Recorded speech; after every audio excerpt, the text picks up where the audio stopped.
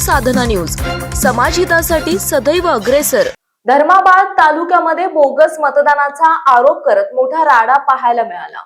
तेलंगणातून काही मतदार येऊन बोगस मतदान करत असल्याचा आरोप स्थानिकांकडून करण्यात आल्यानंतर मतदान केंद्र परिसरात तणावपूर्ण वातावरण निर्माण झाले। समोर आलेल्या माहितीनुसार धर्माबाद येथील एका मतदान केंद्रावर काही संशयित मतदार मतदानासाठी आल्याचे स्थानिकांच्या लक्षात आले। हे मतदार तेलंगणातील असल्याचा आरोप करत काही नागरिकांनी आक्षेप घेतलाय।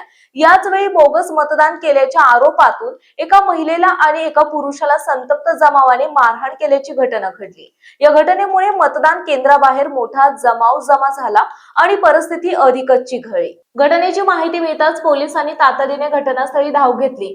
जमावाला शांत करण्यासाठी पोलिसांनी सौम्य लाठीमार केला, मात्र तरीही काही काळ तणाव कायम राहिला। जमाव पांगवण्यासाठी अतिरिक्त पोलीस बंदोबस्त तैनात करण्यात आला असून मतदान केंद्र परिसरात कडेकोट सुरक्षा व्यवस्था ठेवण्यात आली। दरम्यान बोगस मतदानाच्या आरोपांची पोलिसांकडून चौकशी सुरू करण्यात आली आहे। संबंधित मतदारांची ओळख, मतदान यादीतील नावे आणि ओळखपत्रांची तपासणी करण्यात येत असल्याचे पोलिसांनी सांगितले। कायद्याच्या चौकटीत राहूनच कारवाई केली जाईल असे आश्वासन प्रशासनाकडून देण्यात येते।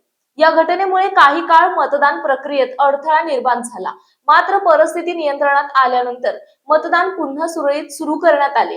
निवडणूक आयोगाच्या मार्गदर्शक सूचनांनुसार सर्व प्रक्रिया पार पडत असून कोणतीही अनुचित घटना घडू नये यासाठी प्रशासन दक्ष असल्याचं सांगण्यात आलंय।